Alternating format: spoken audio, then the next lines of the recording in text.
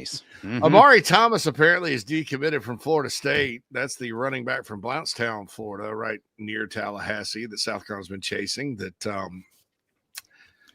visited the Gamecocks. Gamecocks have been given, the Florida State site, our Knowles 24/7 described it as a dog fight, and it has been. And so he decommits. A report last week said he's going to make a final decision in August. So we'll see what happens. And I'm going to caution everybody. I know some people are saying they like Carolina's chances, and it would seem that way to me too. But don't just think because he decommitted, if he's going to announce in August, because here's what could happen. Right. He decommitted to set up an announcement to recommit. And before you say anything about announcing to recommit, if Duckworth comes to Carolina, it's exactly what's going to happen tonight, because Duckworth was committed at one point. Yeah. Now, it was a lengthier courtship than 1 month, but I don't ever take anything for granted with kids that are close to schools. But I do know this. I know two things. I know South Carolina has been in the thick of this thing for a while. I also know that he is the type of back that they want to get in this class. Speed back.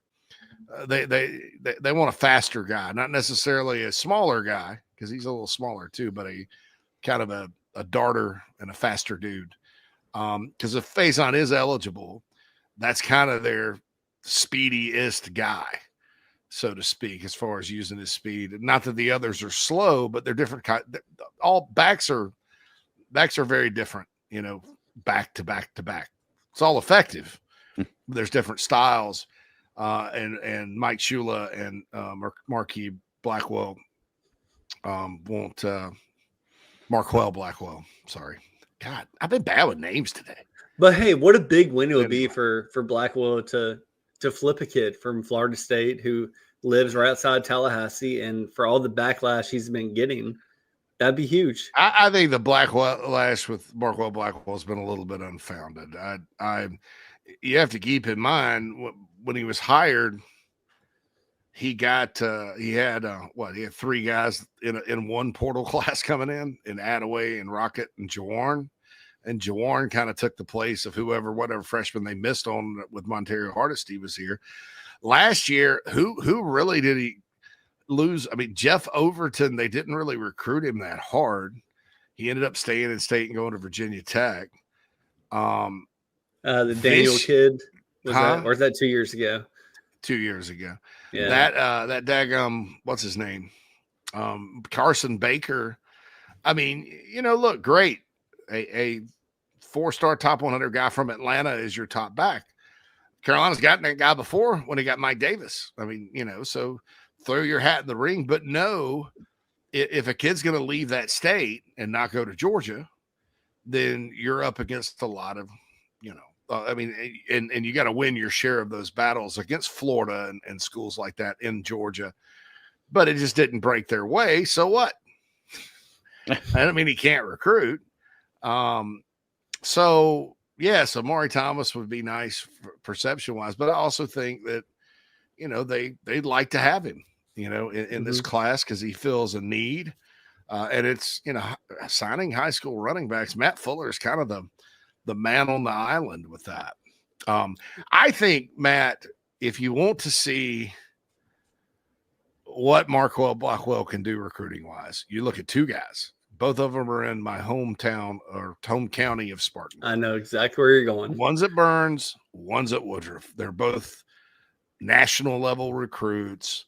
You get one or both, and that's fine. Strike out and go for 2 on both those guys. Maybe then you start concerning. But I also want to make clear too, the recruiting coach does stuff, but unlike how it used to be, where you just had like a stud recruiter and you either could or you couldn't, the personnel guys do so much of this. Darren Usher in that position now does so much of this that it's not always about who's the best salesman, is what I'm trying to say.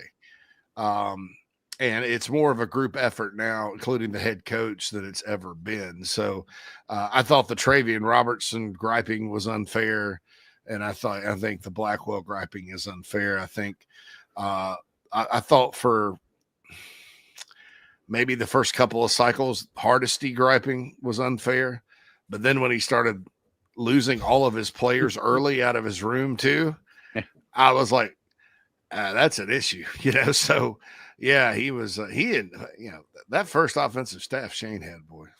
Well, and JC, it's also interesting to talk about with Marquel. Like, look, you're recruiting one kid. How many running backs are you actually going to take in a class? How many defensive tackles are you going to take in a class? How big is your net? And then what happens when you start building momentum after a year or two? And look what Travian's done this year. Running back should.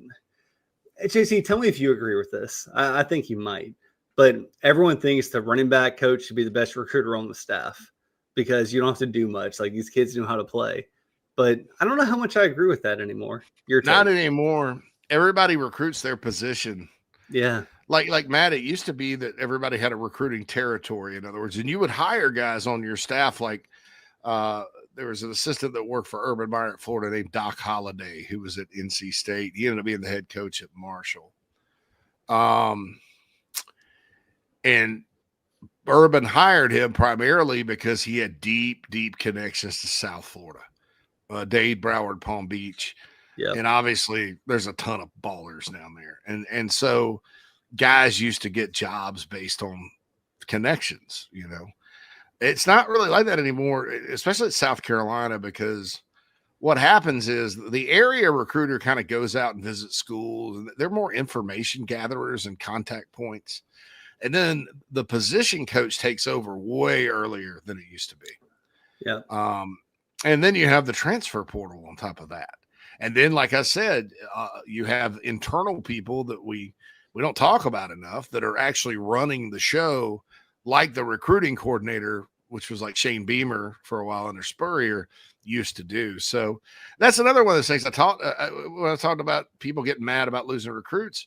That's another thing that is going to take time for everybody to adjust to, and I'm not saying that there's not recruiters on the staff that are stronger than others, that have different styles, and some of those styles are more applicable and work better now than maybe they once did. And then some of those styles that worked then probably don't now. I mean, I'm not saying everything's hunky dory and everybody should send flowers and chocolates and rays of sunshine from their bronchuses to Marquel Blackwell over his grand recruiting prowess or anything like that. That's not what I'm saying.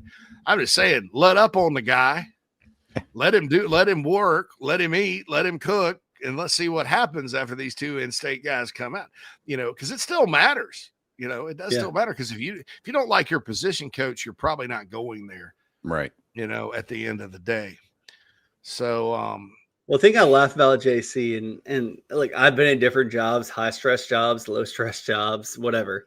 And I love the people that are on social media or on the Big Spur or Gamecocks, wherever.